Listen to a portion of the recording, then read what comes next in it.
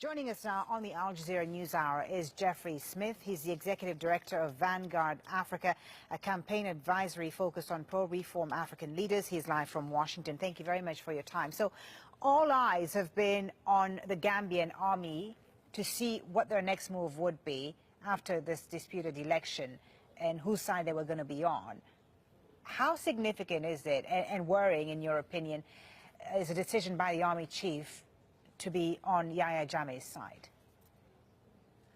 Well, thank you very much for having me, and that's a great question. I think when talking about this issue, there are really three key points here. First of all, as you mentioned in your introduction, the only outlet really reporting this right now has been the state-run Observer newspaper, which is essentially a propaganda mouthpiece for the Jammeh regime in the Gambia. The other major international outlets were merely picking up on that.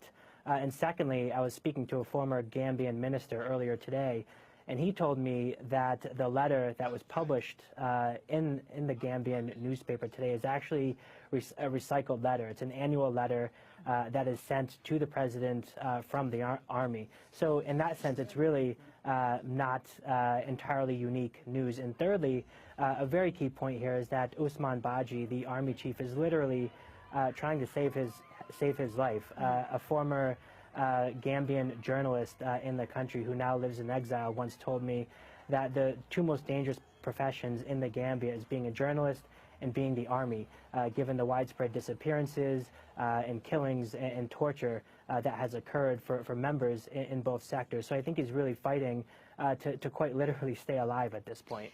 Even if he did and does back Yahya Jammeh, do you think the entire Gambian army would be behind the outgoing president or the incumbent president, or could there be dissensions within this army? There is absolutely dissension within the Gambian army ranks. Most evident is the fact that there have been upwards of 10 coups, attempted coups at least, against President Jammeh since he's been in power. So there's very clearly dissension within the ranks, and Jammeh is very unpopular amongst mainly junior military officers who really are professionals and who really do want to do the right thing. Unfortunately, over the past 22 years, the President Yahya Jammeh has essentially run the country as a mafia state, and Usman Baji himself, the army chief whom we're talking about, has said he's only backing Yahya Jammeh because he's paying his bills. And that's an important point to make as well. ECOWAS, the regional bloc, the West African bloc, has threatened military intervention if Jammeh refuses to leave office on January 19th. He said that this would constitute an act of war. Do you think ECOWAS will actually intervene and risk plunging the entire region into a conflict? Because we have Senegal now also amassing troops along its border with Gambia. Will they intervene, in your opinion?